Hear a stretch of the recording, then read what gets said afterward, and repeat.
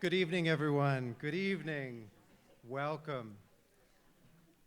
Welcome to tonight's very exciting Free Library of Philadelphia Foundation author event. Thank you all so much for being here, especially on an evening when the Eagles are playing. I know we are competing with other entertainment around the city. My name is Daniel Blank, and I'm the Managing Director of Public Programs at the Foundation, where, among other roles, I lead this acclaimed author event series. And as I've often said, as some of you may have heard me say so far this season, this series is, to my mind, one of the city's great cultural treasures. By bringing authors together with readers, we create a space for exciting conversations, and we make the literary world accessible to the Philadelphia community. The Foundation works to expand the Free Library's programming and advance its mission of promoting literacy throughout the Philadelphia region. But as a nonprofit, we are reliant upon your support to help us achieve these goals, so please do consider donating. There is a QR code on those handy bookmarks that I hope you were handed as you walked into the auditorium this evening. You can also do so through our website at freelibrary.org. And I hope you'll sign up for our newsletter as well. You can see a member of staff or do that through the website as well. So we have some really exciting things coming up the remainder of this season, including an event with President Bill Clinton next week. And next season in the winter and spring is shaping up to be really fun. Tonight, we welcome Lori Ginzberg to talk about her wonderful new book, Tangled Journeys, One Family's Story and the Making of American History. Lori is Professor Emeritus of History and Women's Gender and Sexuality Studies at Penn State.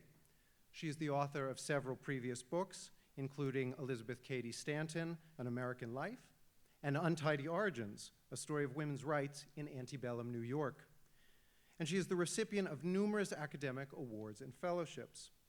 Professor Ginzberg retired from Penn State in 2022 after teaching there since 1987 while commuting from West Philly. In 2023 and 2024, she says she failed at retirement. I would just say she graciously came out of retirement. She was a visiting professor of history at Haverford College. She will be joined in conversation by the prominent television news anchor and reporter Tamala Edwards, whose long and distinguished career in journalism began at Time magazine in the early 1990s. Now a fixture of the Philadelphia news scene, she's the weekday morning anchor and a feature reporter for WPVI-TV's Action News. This is clearly going to be a rich and wonderful conversation. Please join me in welcoming Lori Ginzberg and Tamala Edwards.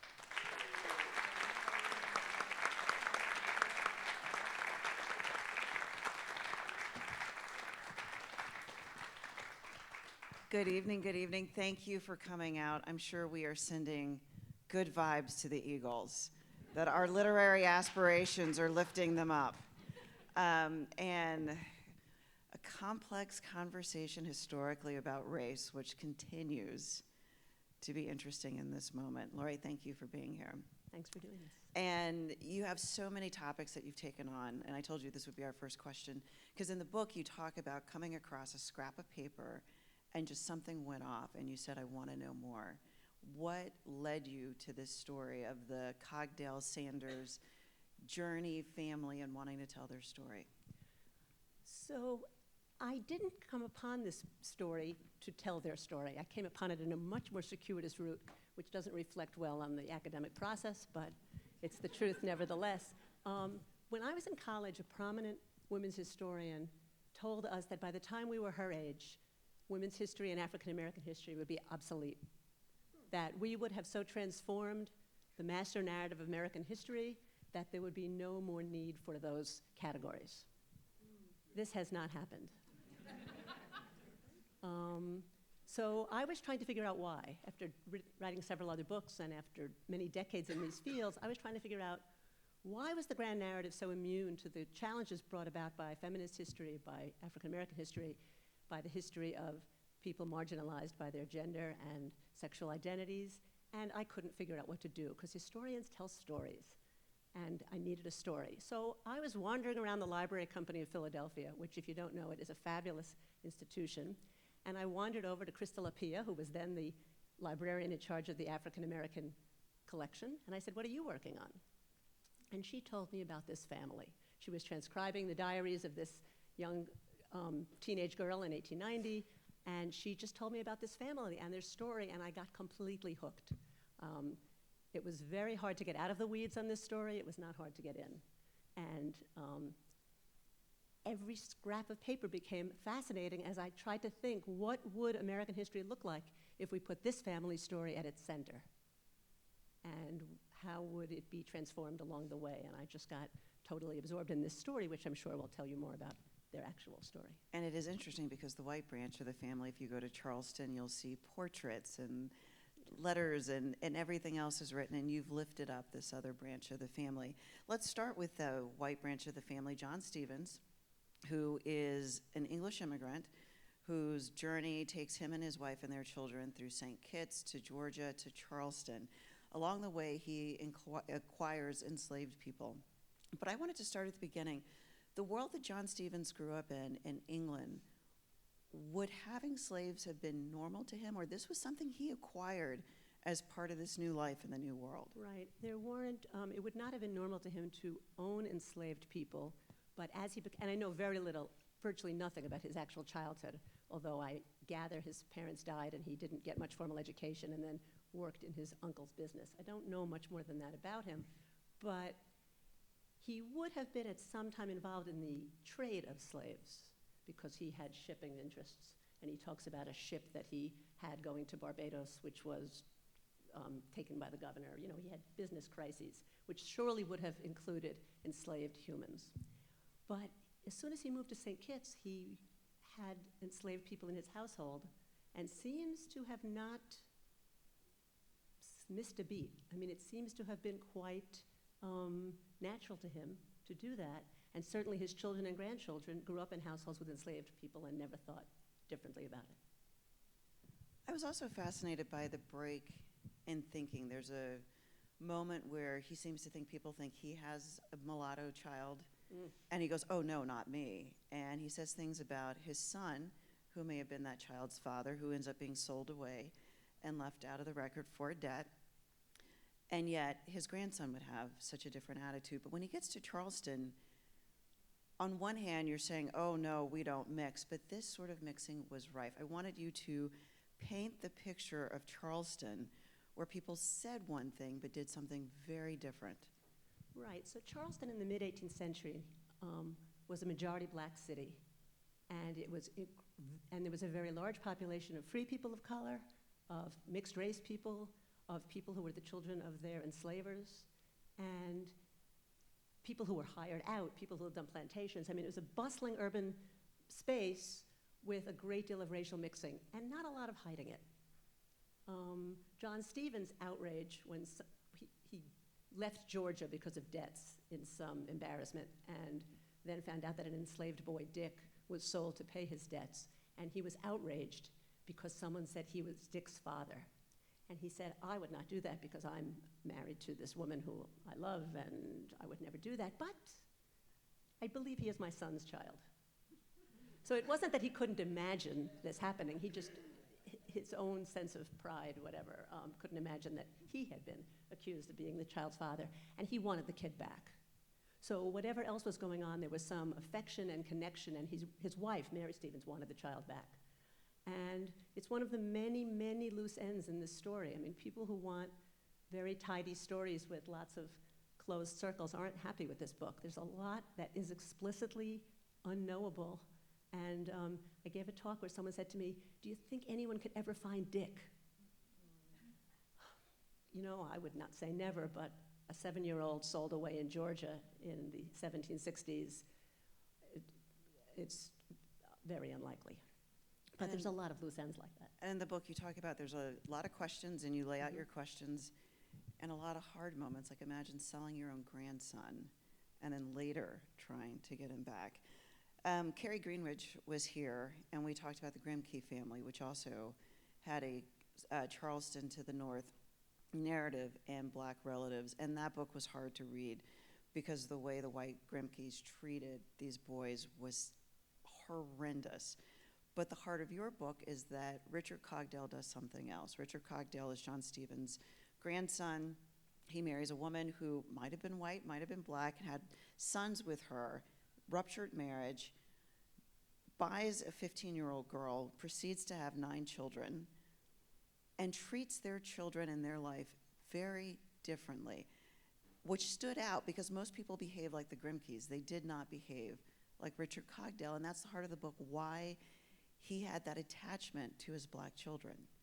Right. So I don't want to be mistaken for saying, and I know you're not saying, that Richard Cogdell was just this, great, well-meaning guy who cared deeply about enslaved children. He didn't. I mean, he raped a 15-year-old female slave and then proceeded to have 9 children with her.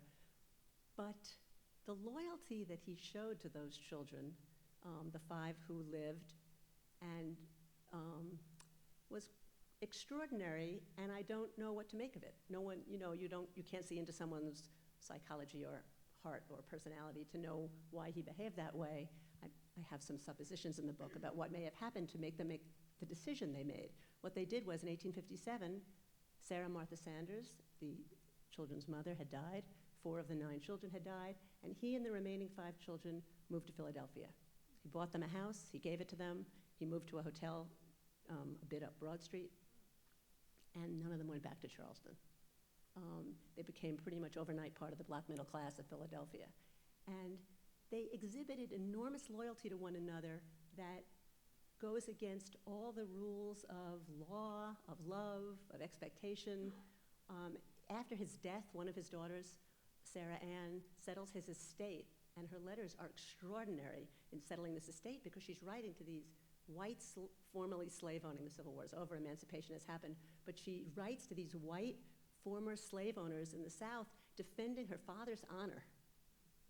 My father would not have crapped out on these debts, or my father was a man of integrity and we need to get this money back to pay the debts. I mean, first of all, he's died, and second of all, her commitment to his honor and reputation is kind of, it's a little strange. It's exceptional. I think it's exceptional. And it's in contrast to the relationship with the white wife and the white sons, terrible relationship with the wife, but also a distant relationship, it seemed, with the sons. Were you able to make any sense out of why so different to his children? Well, first of all, he had 5 what we call white sons. The issue with his wife was that she claimed to be white, but she may have been a mixed-race person from Saint-Domingue. It's not clear. But the 5 sons with his wife, it's hard to describe them as anything other than losers. I mean, he outlived them all. A few of them certainly suffered from mental illness. A couple of them drank to excess. They died very young. As far as we know, they didn't create sustained relationships or have children or have real jobs. I mean, they were not sterling sons. His children with Sarah Martha Sanders did quite well. They were respectable, they had jobs, they had families, they were incredibly committed to one another, beyond all expectation. They lived together forever. And, it's hard to know how that happened. One historian has talked about Sarah Martha Sanders as showing a great deal of force in making this relationship work for her. I'm not sure what happened. All I know is that she helped raise these children under terrible circumstances who demonstrated enormous dignity. When they come to Philadelphia, he moves, as you pointed out, into a hotel on Broad Street, and he does not go back to Charleston. And those were 2 questions as to why he never goes back and why he didn't move into, what did they call it, 1116? 1116 Fitzwater. Yeah, their house is that he bought for them was 1116 Fitzwater. I can't answer those questions. I mean, the not moving back, I have some ideas about why they moved, but I don't know for sure. I wasn't, I have the sections of the book that I call whispers in italics, where I try to explore questions that I absolutely cannot answer, but cannot leave alone. And I'm a historian, not a novelist. I have 0 creative imagination. So this is the best I can do in trying to pull from the evidence the kinds of questions that I want to answer and can't. So I don't know why they came to Philadelphia. I know things were getting worse in Charleston for free African Americans, and I should say the laws of South Carolina did not allow him to free his slaves, even if he'd wanted to. So the children were enslaved. 3 of the girls were teenagers. They were the age or past the age when he had assaulted their mother, and it's quite possible that some other young white Charlestonian man noticed that they were that age and that he realized he couldn't protect them. He could do nothing to protect them in Charleston. And I think that's why they left. Why he didn't live in their house, it wasn't huge. He had the comforts of this hotel and the food that they served him and all this, the company of gentlemen, the company of card playing and all that. I don't know. I know he spent time in the house, as did his friends, all these white Southern slave owners who came by to visit. The relationships and the attitudes of the children when they get to Philadelphia is interesting. You talk about how they remain Charlestonians in many ways, and a white world that seems to come to them, and they're almost reserved a little bit when it comes to the black world. They get to know people in that world, but they're not necessarily, Cordelia has to be convinced to become anti-slavery. You talk about the world back in Charleston where there were blacks who had slaves and who threw their lot in with the Confederates, and I think people might be surprised to find out it wasn't literally so black and white at the time. Right. I mean, one of the things about this book, I guess it's true of every book, but one of the things that I'm explicit about in this book are the things that we don't expect and that we have to face when we look at the evidence. The evidence that there were black people who owned slaves in Charleston, very wealthy free people of color, most of them mixed race. The evidence that some of them threw their lot with the Confederacy when the time came. The Sanders families moved to Philadelphia, threw them immediately into a very Charleston-connected black middle class. And there's this fabulous story where Charlotte Fortin, who was the daughter and granddaughter of the major, wealthiest black abolitionists in Philadelphia, James Fortin and his children, visits the Sanders family in their parlor and says, "Oh, this Cordelia is so wonderful. She's lively and smart, and she knows so much about Shakespeare, but I've had to take it upon myself to convert her to abolition." And that goes against our expectations. This young woman had just been enslaved. If she went back to Charleston, she still would be. And it really goes against our expectations of what people are supposed to think. And there were a lot of places in this book, where I just say this isn't what we expect.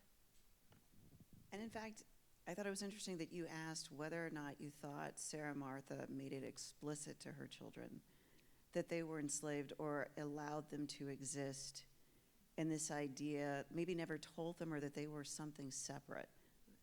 It's pretty clear that they lived their lives in Charleston as if they were free people of color. Piano playing, French lessons, a very middle-class attention to penmanship, very much like the black middle classes, black elite in Charleston. But they weren't enslaved, and there are moments where I've wondered whether they didn't know that. There's these books in Charleston called the Free Negro Capitation Records. You had to pay a tax. Free black people had to pay a tax. And their names are in it, a couple of the children. They're not free. So it means, what happens? Did a tax collector come along and just assume they were free and erroneously put them in the book? Did they pretend they were free? Maybe to make a paper trail that they thought might serve them in the future?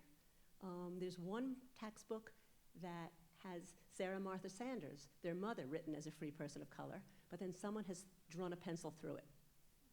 So clearly someone figured out that mistake. But I thought, what, is it possible that they didn't know? I mean, we assume that people knew whether they were enslaved or free. But I don't know. In the fall of 1856, 6 months before they moved to Philadelphia, the only living son, Robert Sanders, gets married, and he marries a woman, and it's very unfortunate that so many people have the same names, but not my fault. He marries a woman, Martha Davenport, who's a free woman of color. Did they have a conversation then where they realized that his sister's children would be enslaved, if they had any, because children followed the condition of the mother? Was that a conversation that provoked them to leave? I don't know. I mean, I imagine some of these conversations in the book, but I don't know. Robert Sanders, when his father dies, goes back to Charleston for the funeral. Yeah. And that seems to be the last moment in which we know Sanders has contact. Do we know if the Philadelphia Sanders had any more contact with the white Stevens, who were their relations over the years, or that pretty much was a rupture? I don't really know. There are times when people in Philadelphia with whom they're acquainted had previously been tenants of white Cogdell cousins in Charleston. So obviously, it's a small enough community that people had some overlap, but I don't know if they maintained contact. It's interesting in later days because John Stevens'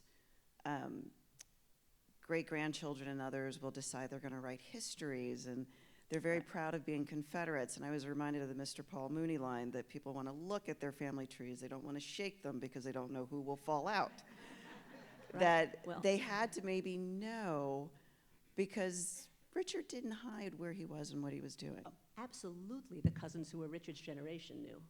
I have no doubt that they knew. He didn't hide them. Their descendants, who saw themselves as the bearers of the family legacy and wrote history, may not have known about them. In fact, there's a pretty recent web page of people in that family who are very interested in genealogy, and they wrote, Richard Cogdell's must have married a woman named Mrs. Sanders because he left her children his money. Now, I know that's not what happened. Did you tell them? I have not yet told them. I have not told them. What I did try to do was contact one of the Stevens' descendants, a young woman who works at a university in North Carolina, and I emailed her and told her about the book and offered to send her a copy, and I haven't heard from her. So, opinion is divided, whether she didn't see the email or bother with it, or whether she blew it off. I'll try again. You told me an interesting story backstage that as you talked to people in this time and asked for letters, that you said, there are no heroes here, that what I may find, because there is the air of classism about the family, that though they lived with racism and they interacted in a certain way, they did not necessarily see themselves connected to everyday African Americans who they met in Philadelphia, that they were conscious of marrying in a certain stature, living in a certain way. But if you go to this area where that house is, everyone's packed in. They would have been looking into the faces of other African Americans all up and down the class and color line. Well, the street they moved to, where he bought them the house, had no other African Americans when they moved there in the late 1850s. It was Irish immigrants and white people and tradesmen like themselves. Robert Sanders was a tailor, and so on. They married carpenters and barbers and people who were clearly associated with the black middle class. The class stuff is really interesting in this book and sometimes hard to talk about with people because American historians don't like to talk about that. But Cordelia Sanders, at the age of something like, maybe I may not get this exactly right, but something like 20 or 22, writes to her sister, I don't think I'm ever going to get married because there are so few men of our class whom I could marry. And, she had just recently been enslaved, and she's moved to Philadelphia, totally uprooted, and she's concerned about the men of her class. And I thought that was really interesting on her part. And they're all very conscious of it. They're all very, there's a wonderful line in Margaret Jefferson's memoir. She's an African-American literary critic and a wonderful writer if anyone wants to read her work. There's a wonderful line in her memoir where she refers to one of the descendants of this family who was a solo dancer for the Martha Graham Company. And she said, my sister loved her because a black woman could be a dancer for Martha Graham and how fabulous that was. And she said, but she was my mother's sorority sister, and the odor of good home training followed her off stage. So she was not a good role model for a rebellious girl. I mean, the odor of good home training wafts through this story throughout. The descendants, you stop at a certain point and you say, yes, they exist, but I'm not telling the story down through present day. What is the perspective of the Sanders descendants that you know now in terms of looking back at this time and this generation? Did they know about Richard Cogdell? What was their take on the generation that came here? It's a really good question because we don't know any of this if they hadn't donated their papers to the Library Company of Philadelphia. Some of the relatives found these boxes of papers in their homes, trunks of them, including the letter books of this cranky 18th century white merchant who was their great-great-grandfather. And Phil Lapsansky, who's recently passed away, was a wonderful archivist of African-American collections at the Library Company, and he worked with them to donate their papers to the Library Company. And when we did a book launch for this at that Library Company, there were a couple of archivists sitting with me and a couple of descendants, and the descendants talked about what it's like to give your papers. Many of you will do this one day. You think your papers aren't important, but they might be. What it was like to give their papers to this library, knowing that strangers were going to read them, and they had to just trust that people would write their own interpretations with respect for the family story. They absolutely knew the story of Richard Cogdell and Sarah Martha Sanders, and they had to trust that people would write the story with the most integrity possible, and other people will write different stories than this one. But they're still giving papers because Cordelia Brown died recently, and they're still giving hundreds of letters of later generations to the library. There may be a volume 2. Not mine. I won't do it. I'm a 19th century historian. This one went up as far as I could. I work with dead people. As I read the book, I was reminded of a couple of things that you wrestle with as you think about it. You know, Brene Brown likes to tell us it's hard to hate up close. And yet I'm not so sure that's true. Because I've always been struck by a story done at, I want to say the Civil War time or something, where they were taking pictures, and they showed pictures of the enslaved, and I had in my mind what they would look like. These were sandy-haired, green-eyed people who looked like their enslavers. So every day they got up and looked out in the yard at people who were clearly their relatives and went along with this insanity. And as you read this story, you think about a whole society of people who look like one another, who are related to one another, and yet maintain very harsh and sometimes very hateful attitudes towards one another. And I wondered if that was something that, as you thought about these intertwined bloodlines, you found yourself thinking about. I think about it all the time. I mean, I think about it all the time. I don't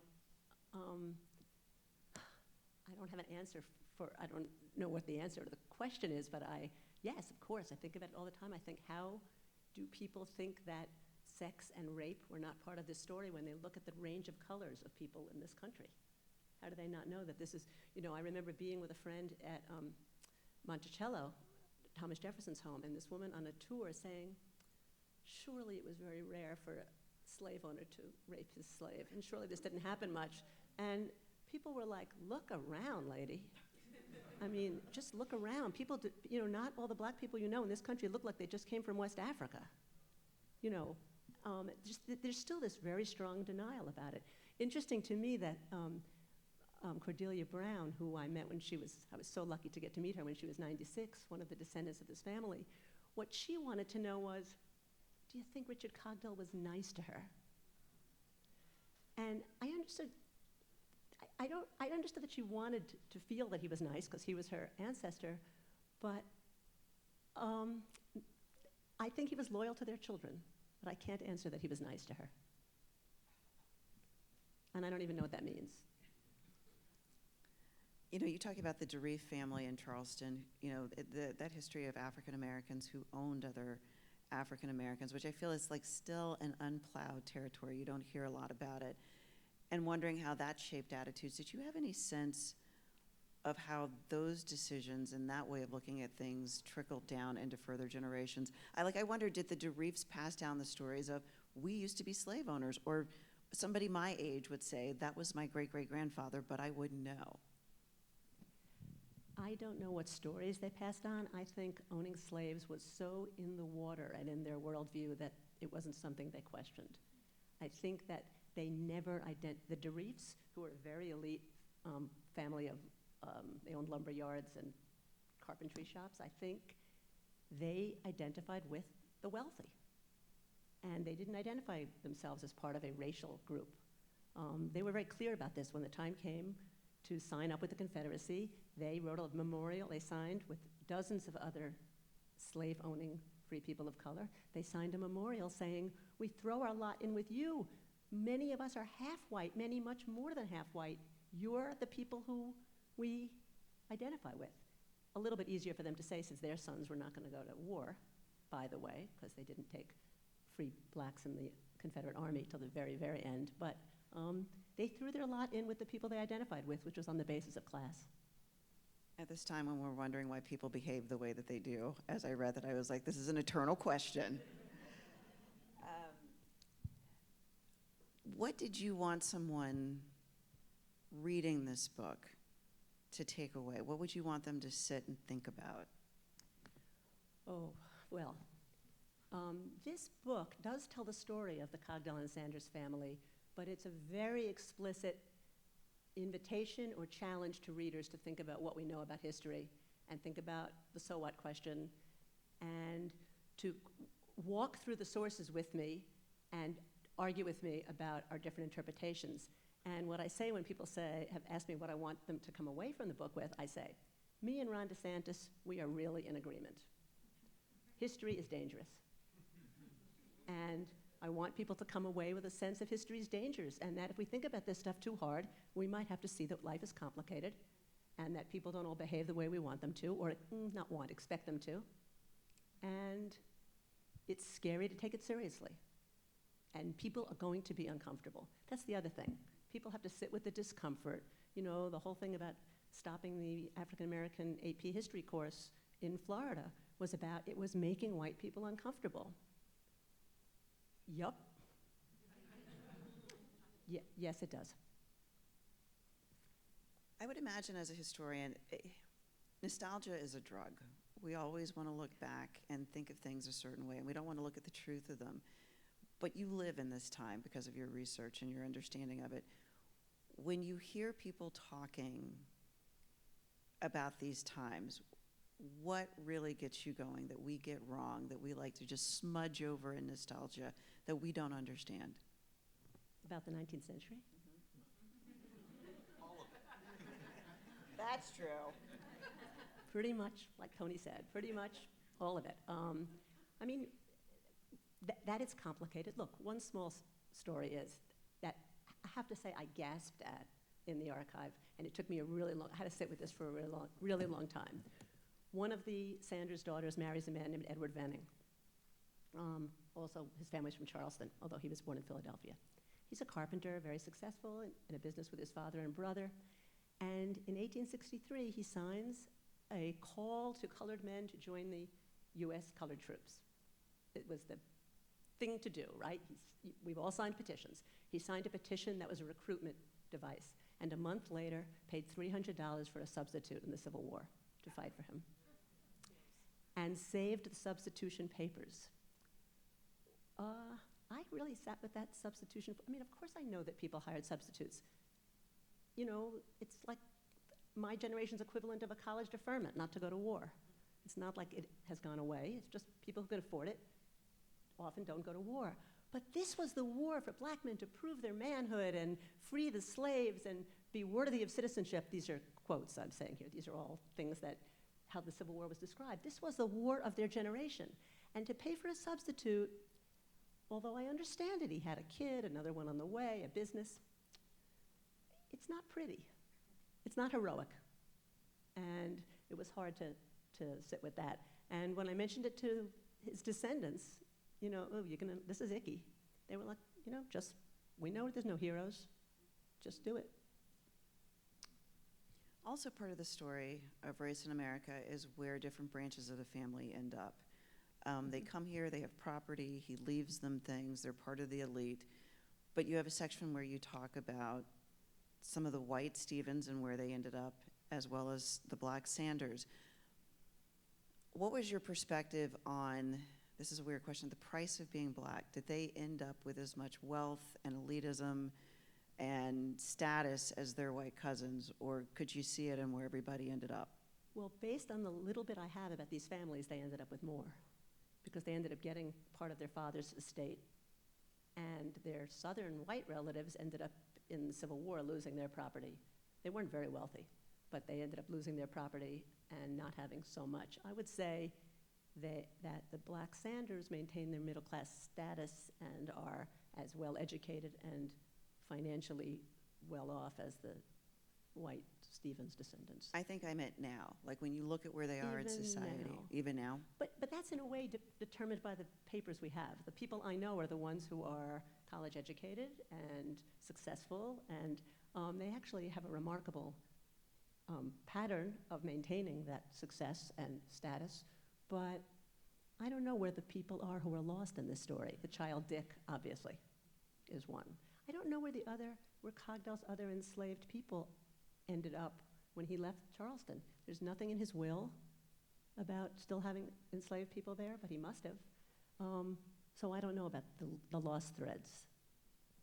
I believe the property in the book you say over time ended up being destroyed, the one that they would have had. But does the family still have any sort of connection, go back to 1116 in any sort of way? Oh, no, that's still there. There's other properties that were destroyed that others owned, but 1116's there. They moved as the neighborhood changed, I think.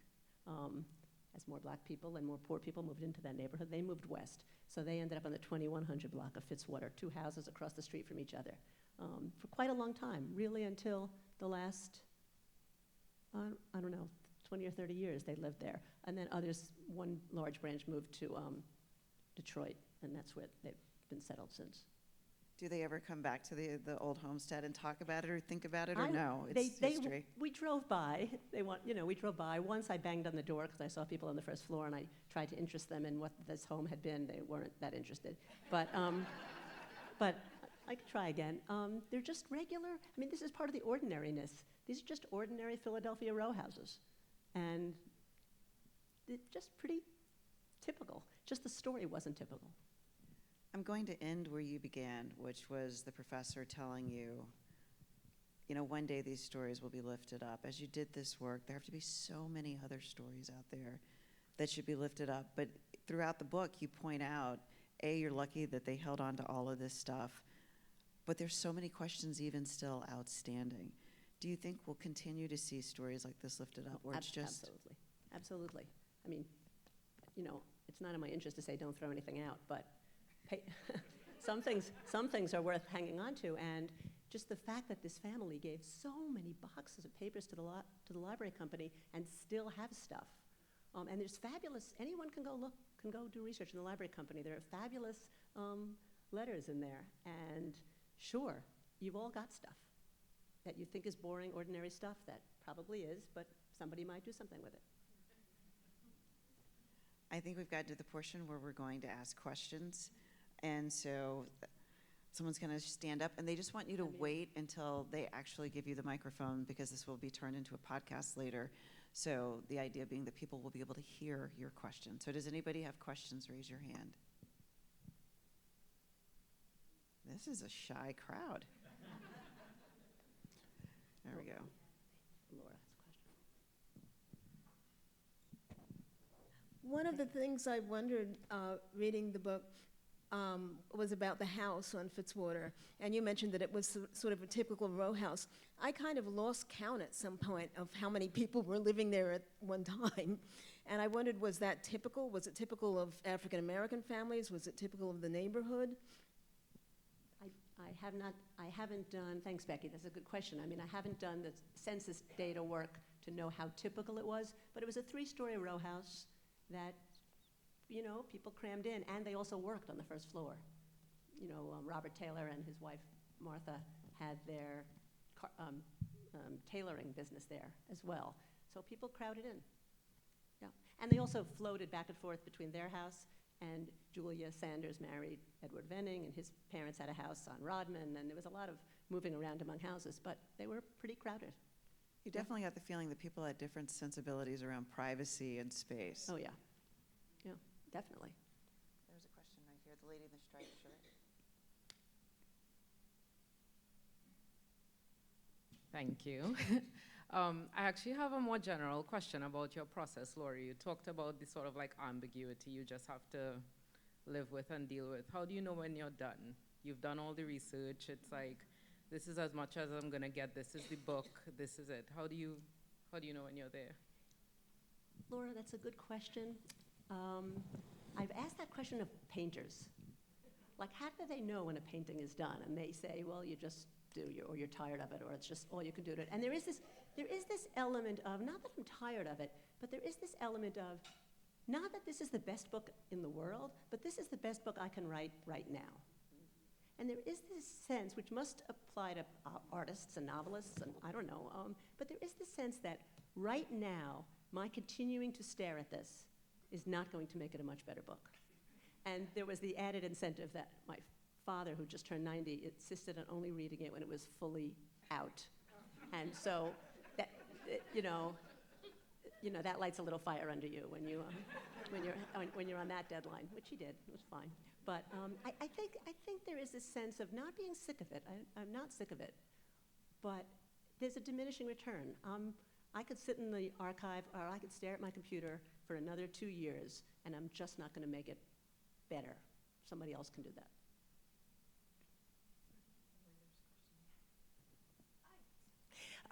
So you mentioned that there's just this trove of letters, and I think you said diaries, in the archive.